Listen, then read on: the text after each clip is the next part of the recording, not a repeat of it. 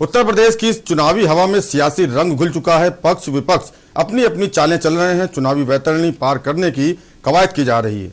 एक पाले में सत्ताधारी दल भाजपा है तो दूसरे पाले में विपक्षी दल सपा, कांग्रेस, बसपा और आप हैं। दोनों पालों से दिग्गज धुआंधार रैलियां, जनसभाएं कर रहे हैं।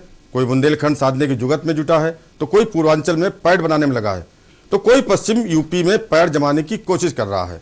गुरुवार का दिन भी तमाम रैलियों और जनसभाओं से भरा रहा। जहां पश्चिम यूपी में सहारनपुर में योगी और शाह ने हुंकार भरी तो वहीं बुंदेलखंड के 2 दिवसीय दौरे पर निकले अखिलेश यादव ने ललितपुर में चुनावी यज्ञ में घी डाला। तो वहीं प्रियंका गांधी योगी और शाह की तर्ज पर पश्चिम यूपी के मुरादाबाद पहुंची, जहां प्रियंका ने मुरादाबाद में अपने ससुराल का हवाला देते हुए मुरादाबादियों से भरपूर समर्थन की मांग की। विरोधी नहीं मिला रहे हैं एक दूसरे से हाथ, लेकिन चुनावी अखाड़े में उतरे हैं एक साथ।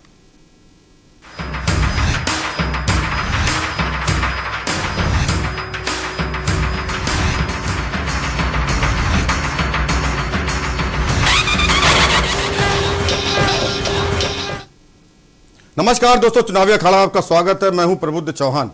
आमतौर पर नरम तरीके से बात रखने वाले पंजाब के सीएम चरणजीत सिंह चन्नी के बोल बिगड़ गए।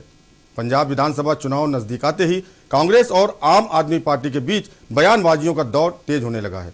मनीष सिसोदिया और प्रगट सिंह के बीच शिक्षा ढांचे पर विवाद के बाद अब सीएम चन्नी और दिल्ली के सीएम अरविंद केजरीवाल आमने सामने हैं। क्या कुछ कहा दोनों ने एक दूसरे के लिए, बताएंगे आपको इलेक्शन डेस्क से हमारी सहयोगी। नमस्कार, इलेक्शन रूम में आपका स्वागत है। मैं हूं प्रियंका। बात हो रही है पंजाब की राजनीति की। मोगा के कस्बा बधनी कला में बुधवार को पंजाब निर्माण रैली के दौरान मुख्यमंत्री चन्नी ने अपनी सरकार की प्राप्तियां गिनवाते हुए अकाली दल और आम आदमी पार्टी के नेताओं पर तीखे हमले किए। वहीं पत्रकारों को संबोधित करते हुए उन्होंने दिल्ली के सीएम अरविंद केजरीवाल को काला अंग्रेज तक कह दिया, जिसके बाद केजरीवाल ने इसका पलटवार भी किया।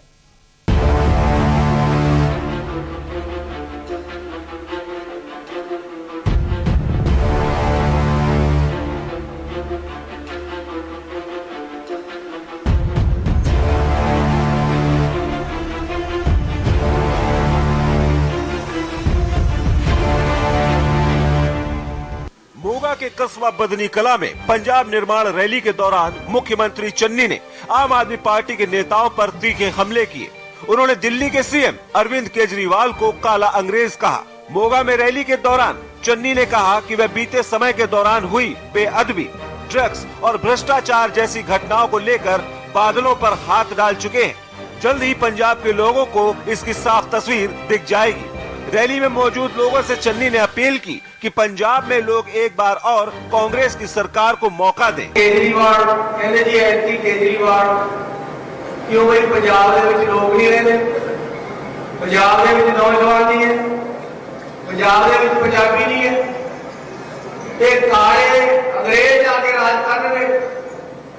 पहला चिट्टे अंग्रेजों को कढ़िया, कुर्बानियां होईयां, सब तो वध कुर्बानियां पंजाब में दित्तियां। हुणे काले अंग्रेज आ गए, कहते जी केजरीवाल राज करूंगा, साडे भी कई भड़के हुए मगर फिर जाते उन्होंने। ये सिरे दे ठग लोग है, बहरूपी है, नकली है। मैनू कहता ये तो नकली आम आदमी है। मैं क्या तेनों क्या पता है कि जब गरीब आदमी का कोठा चोर है तो वो किस तरह परात रखता है, किते बाल्टी रखता है, किते गिलास रखता है, पानी बाहर गिरता है। तेनों इन्हां गल्लां दा क्या पता है। दिल्ली के सीएम केजरीवाल ने चन्नी की टिप्पणी पर कड़ा जवाब देते हुए कहा कि जब से मैंने कहा कि पंजाब की हर महिला को 1000 रुपए महीना देंगे, चन्नी साहब मुझे गालियां दे रहे हैं। बोले कि केजरीवाल के कपड़े खराब हैं, आज बोले केजरीवाल काला है। चन्नी साहब मेरा रंग काला है, पर पंजाब की मेरी माँ बहनों को ये काला बेटा भाई पसंद है। उनको पता है कि मेरी नीयत साफ है। जब से मैंने ऐलान किया है कि हमारी सरकार बनने पे पंजाब की हर महिला को 1000 रुपए देंगे, तब से चन्नी साहब मुझे बहुत गंदी गंदी गालियां दे रहे हैं। कुछ दिन पहले उन्होंने कहा कि केजरीवाल बहुत सस्ते कपड़े पहनता है, केजरीवाल के कपड़े सस्ते हैं। मैं उनको कहना चाहता हूँ कि मेरे कपड़े जैसे भी हैं, मेरे को तकलीफ नहीं है। लेकिन मैं हजार हजार रुपए जब अपनी महिलाओं, अपनी बहनों को, माँ बेटियों को दूंगा, उससे वो नए सूट खरीदेंगी। मेरे को उससे खुशी होगी। अपनी माँ बहनें जब नए सूट खरीदेंगी उससे खुशी होगी। कल उन्होंने मेरे को कहा कि मैं काला हूँ। मैं उनको कहना चाहता हूँ कि मेरा रंग काला हो सकता है। मैं मानता हूँ कि मेरा रंग काला है। मैं तो गाड़ी में, जमीन पे, पिंड पिंड में घूम रहा हूँ। धूप में मेरा रंग काला हो गया। आपकी तरह मैं हेलीकॉप्टरों में नहीं घूमता, आपकी तरह मैं आसमान में नहीं रहता। लेकिन पंजाब की मेरी जितनी माएँ हैं उनको ये काला बेटा पसंद है।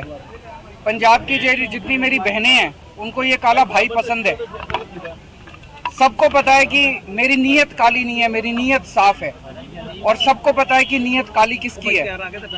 मैं उनको कहना चाहता हूं कि एक बार हमारी सरकार बनेगी तो ये सस्ते कपड़े पहनने वाला और ये काला आदमी अपने सारे वादे पूरे करेगा। मैं झूठे ऐलान नहीं करता। सियासी गणित के चलते विपक्ष पर हमला तो किया ही जाता है, लेकिन सीएम चन्नी ने यहाँ हल्का निहाल सिंह वाला के अधीन पड़ने वाले गांव बधनी कला के विकास के लिए 15 करोड़ रुपए की ग्रांट देने की भी घोषणा की। उन्होंने कहा कि वे पंजाब के सभी गांवों में ग्रांट दे रहे हैं। इसी के तहत वे पंजाब मॉडल बनाने का हर संभव प्रयास कर रहे हैं। इसके अलावा उन्होंने मोगा के बेघर लोगों को प्लांट का मालिकाना हक देने का भी ऐलान किया। सीएम की लगातार घोषणाएं सियासत का दाव ही कही जाएंगी। इलेक्शन डेस्क के न्यूज इंडिया। बीजेपी सांसद वरुण गांधी लगातार अपनी ही पार्टी और बीजेपी की सरकार के खिलाफ बयानबाजी करते आ रहे हैं। आज भी उन्होंने एक बयान दिया, दिखाएंगे, लेकिन यहाँ रुकेंगे एक ब्रेक के लिए। आप देख रहे हैं के न्यूज, खबरों का सारथी। सदियों से सुनते आए हैं, बेटे बड़े होके अच्छी सी नौकरी करना, अच्छी सी नौकरी करना।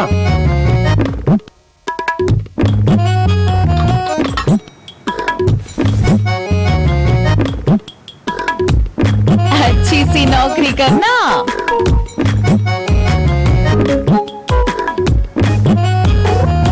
अच्छी सी नौकरी करना।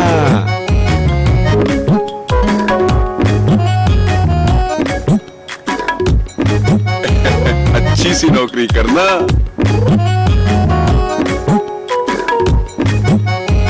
अच्छी सी नौकरी करना।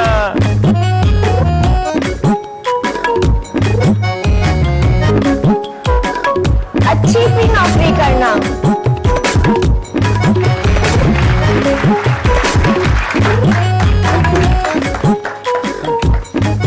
अच्छी सी नौकरी करना। अगर सब अच्छी नौकरी करने वाले बनेंगे तो नौकरी देगा कौन? बेटा तुम अच्छी सी नौकरी देने वाला बनना। अगर भारत को दुनिया का नंबर 1 देश बनाना है तो आज हर बच्चे के अंदर एंटरप्रेन्योर माइंडसेट जगाना होगा।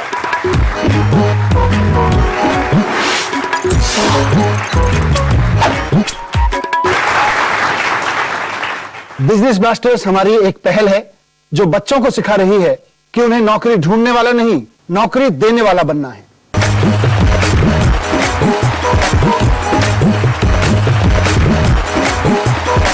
बिजनेस ब्लास्टर्स, छोटे बिजनेस स्टार्स, बड़े बिजनेस आइडियाज। 28 नवंबर से हर रविवार शाम 7 बजे आपके टेलीविजन पर। ये दिल है कि चख रहा है उन्हीं अल्फाजों का दूर कितना भी जाओ, इस जुबान से दूर ना जा पाओगे। विमल, बोलो जुबान केसरी। आप देख रहे हैं के न्यूज, खबरों का सारथी।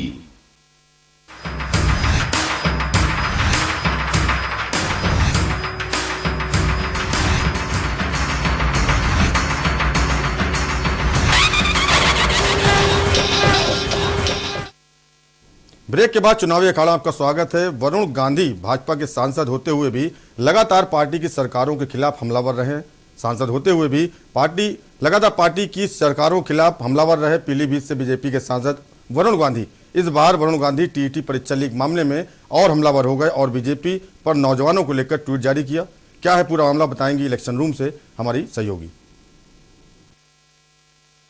केंद्रीय नेतृत्व के मुंह मोड़ लेने के बाद से ही बीजेपी सांसद वरुण गांधी अपनी ही पार्टी से नाराज चल रहे हैं और यही कारण है कि किसानों और नौजवानों के मुद्दे को लेकर लगातार बीजेपी पर और खासकर यूपी की योगी सरकार पर हमलावर हैं। और इस बार फिर योगी सरकार पर वरुण गांधी ने हमला बोला है। मामला है यूपी की टीईटी परीक्षा के पेपर लीक का।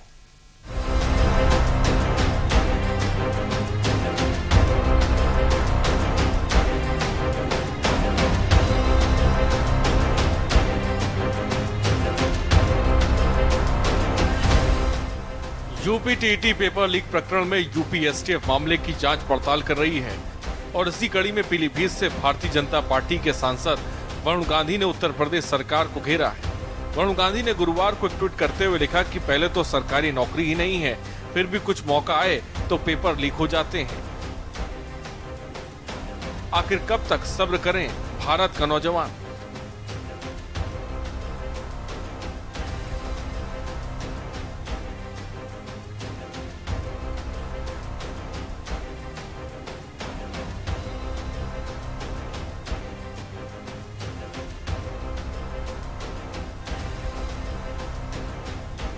बता दें कि वरुण गांधी भाजपा के सांसद होते हुए भी लगातार पार्टी की सरकारों के खिलाफ हमलावर रहे हैं और किसानों और नौजवानों के मुद्दे पर बोलते रहे हैं।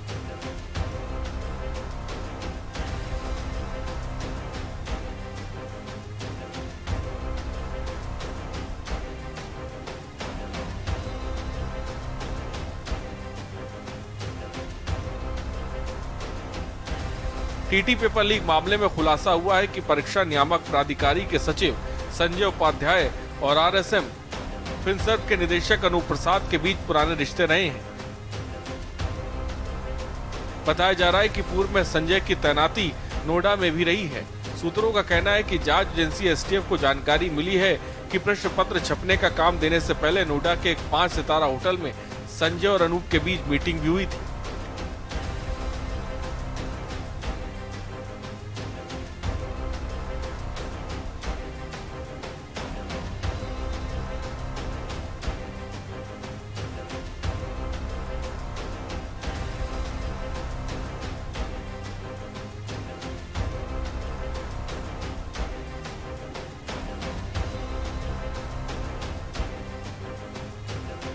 प्रश्न पत्र छपने का पूरा काम 13 करोड़ रुपए का था, लेकिन काम देने से पहले ना तो परीक्षक का काम लेने वाली कंपनी का टर्नओवर देखा गया और ना ही उसका सेटअप देखा गया। 28 नवंबर को होने वाली यूपी टीटी परीक्षा में 22 लाख से अधिक परीक्षार्थी शामिल होने वाले थे। टीटी प्राथमिक स्तर की परीक्षा के लिए 13.52 लाख और टीटी उच्च प्राथमिक स्तर की परीक्षा के लिए 8.93 लाख परीक्षार्थियों ने रजिस्ट्रेशन भी करवाए थे। कुल मिलाकर वरुण गांधी के बयान से एक बार फिर साबित हो गया है कि वरुण योगी सरकार के खिलाफत में अभी भी हैं और बीजेपी सरकार को लेकर उनके प्रहार अभी भी जारी हैं। इलेक्शन रूम के न्यूज इंडिया। कांग्रेस महासचिव प्रियंका गांधी भी अपनी दादी के पर पार्टी पर चलती नजर आई। आज मुरादाबाद में रैली के दौरान क्या कुछ कहा सुनाएंगे, लेकिन यहां रुकेंगे एक ब्रेक के बाद। आप देख रहे हैं की न्यूज, खबरों का सारथी। दिल्ली सरकार के स्कूलों के 3 लाख बच्चे, उनके 51,000 बिजनेस आइडियाज और सरकार की ओर से 60 करोड़ रुपए का सीड कैपिटल। यह है दुनिया का सबसे बड़ा startup program business blasters. Business blasters program के हर एपिसोड में हम मिलेंगे ऐसी ही 3 टीमों से जो इन्वेस्टर्स के सामने अपने बिजनेस आइडिया को करेंगी पिच, ताकि उन्हें अपने बिजनेस के लिए मिल सके इन्वेस्टमेंट। अब कल के बड़े बड़े बिजनेसमैन एंड वुमेन निकलेंगे दिल्ली सरकार के स्कूलों से। बिजनेस ब्लास्टर्स 28 नवंबर से हर रविवार शाम 7 बजे प्रमुख टीवी चैनल्स पर। जुबान के लिए उड़ चला गैरों की जमीन पर, खुशबू अपने पन की ढूंढता और दूर कितना भी जाओ, इस जुबान से दूर ना जा पाओगे। बोलो जुबान केसरी। खुद ही को कर बुलंद इतना कि हर तकदीर से पहले खुदा बंदे से खुद पूछे कि बता तेरी रजा क्या। पंजाब सरकार वालों डोर टू डोर जाके लोकां दे सारे मसलियां दा निपटारा कीता जा रहा है। मुख मंत्री चरणजीत सिंह चन्नी ने ऑटो चालकां अते रेहड़ी वालियां नाल हुंदी धक्केशाही नूं कीता खत्म। एक पंजाब सरकार सर्टिफिकेट जारी करेगी जिहदे पर मेरे दस्तखत होंगे। जेड़े 3 व्हीलर पर, जेड़ी रेहड़ी पर, जेड़े रिक्शे पर वो सर्टिफिकेट लग्या होया उन्हें कोई रोकेगा नहीं। ऑटो रिक्शा चालकां रेहड़ियां ते लगे जुर्माने माफ कीते जाणगे। ऑटो दे लाइसेंस नूं भी खत्म कीता जावेगा। हुण ऑटो दा रजिस्ट्रेशन सर्टिफिकेट होना ही जरूरी कर दिता गया है। सानू ते ਜਿਹੜੀਆਂ ਪੰਜਾਬ ਦੀਆਂ ਸਰਕਾਰਾਂ ਸੀ ਇਹ ਭੁੱਲੀਆਂ ਬੈਠੀਆਂ ਸੀ। ਹੁਣ ਚਰਨਜੀਤ ਸਿੰਘ ਚੰਨੀ ਜੀ ਆਏ ਨੇ ਤੇ ਸਾਨੂੰ ਵੀ ਲੱਗਦਾ ਹੁਣ ਸਾਡੇ ਆਟੋ ਵਾਲਿਆਂ, ਬੈਟਰੀ ਵਾਲੇ ਤੇ ਮਜ਼ਦੂਰਾਂ ਦਾ ਕੋਈ ਨਾ ਕੋਈ ਬਣੇਗਾ ਜੀ। ਤੁਹਾਡੀ ਮਿਹਨਤ ਦਾ ਮੁੱਲ ਪਾਵਾਂਗੇ ਤਾਂ ਹੀ ਚੰਗਾ ਸ਼ਾਸਨ ਚਲਾਵਾਂਗੇ। आप देख रहे हैं के न्यूज, खबरों का सारथी।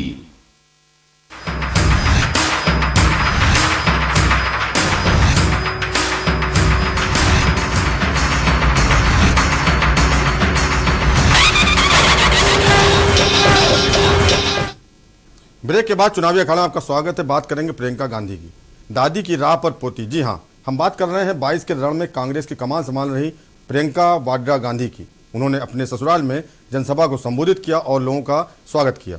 अरसे बाद प्रियंका गांधी कुछ बदली नजर आ रही हैं। क्या कुछ खास था, आप भी देखिए। जाटलैंड में प्रियंका, पीतल नगरी में प्रियंका की चमक। सरकार पर बोला हमला, नोटबंदी पर भी उठाया सवाल, जीएसटी ने कर दिया बर्बाद। प्रियंका को मिला जाटलैंड का साथ। आपको शायद ध्यान होगा कि भारत की पूर्व प्रधानमंत्री स्वर्गीय इंदिरा गांधी जब भी रायबरेली में जनसभा को संबोधित करती थी तो अपने ससुराल रायबरेली होने का जिक्र करना नहीं छोड़ती थी। इंदिरा का मायका यानी रायबरेली। जी हाँ, वैसे तो फिरोज गांधी युवावस्था से प्रयागराज में रह रहे थे, लेकिन इंदिरा गांधी ने अपने मायके का हमेशा अपने भाषणों में जिक्र कर जनता से वोट की अपील करती थी। और अब उसी परिपाटी पर चल रही हैं उनकी पौत्री कांग्रेस महासचिव प्रियंका गांधी। मामला था मुरादाबाद में कांग्रेस की प्रतिज्ञा रैली का, जहां प्रियंका ने अपनी दादी की दशकों पुरानी तर्ज पर जनता से अपनी ससुराल मुरादाबाद में जनता से वोट मांगे।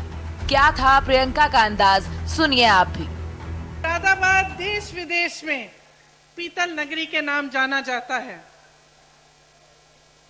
मुझे याद है शादी के वक्त एक खुशहाल शहर था, समृद्ध था, तेजी से आगे बढ़ रहा था। यहाँ उस समय हवाई अड्डे बनने की भी बात होती थी और शहर को विकसित करने की बहुत बातें होती थी। भाजपा की नीतियों ने कारोबार, आपके भविष्य को बर्बाद किया है। सबसे पहले तो नोटबंदी लागू की, इससे आपको बहुत संकट हुआ। आपको बताया गया कि देश के लिए ये काम हो रहा है कि काला धन वापस आएगा। कोई काला धन वापस नहीं आया। आप सबको अच्छी तरह मालूम है कि क्या हुआ। उत्तर प्रदेश में सांप्रदायिकता पर आधारित राजनीति और जातिवाद पर आधारित राजनीति इतनी भयानक है कि मुख्यमंत्री भी जानता है कि लोगों की समस्याओं का हल करने के बजाय चुनाव के समय आएगा, धर्म की बात करेगा, जाति की बात करेगा, चुनाव जीत के निकल जाएंगे और उनको कोई जवाबदेही ही नहीं रहेगी। पीतल की नगरी यानी मुरादाबाद, जिसकी देश विदेश में अपनी पहचान है, और प्रियंका वाड्रा गांधी का ससुराल भी मुरादाबाद में चुनावी सभा को संबोधित करते हुए प्रियंका गांधी ने अपने ससुराल में लोगों का तहे दिल से स्वागत किया। 2022 के रण में जाटलैंड की भूमिका बहुत अहम है, क्योंकि जाटलैंड ने जिसका साथ दिया था उसी की सरकार बनी। लेकिन कांग्रेस इस बार पूरे दमखम से ताल ठोक रही है और प्रियंका को उम्मीद भी है कि इस बार जाटलैंड कांग्रेस का पूरा साथ देगी। 2022 के रण में पश्चिम में किसका जादू चलेगा ये तो वक्त ही बताएगा, लेकिन जिस तरह से प्रियंका की एंट्री हुई है उससे एक बात तो तय हो गई है कि कांग्रेस इस बार जाटलैंड में कुछ अलग करने के मूड में है। इलेक्शन डेस्क के न्यूज इंडिया। और चुनावी अखाड़ा में आज फिलहाल इतना ही। कल रात 9:30 बजे फिर हाजिर होते हैं ऐसी ही सियासत से जुड़ी खबरों के साथ। तब तक के लिए इजाजत दीजिए और देखते रहिए के न्यूज इंडिया। नमस्कार।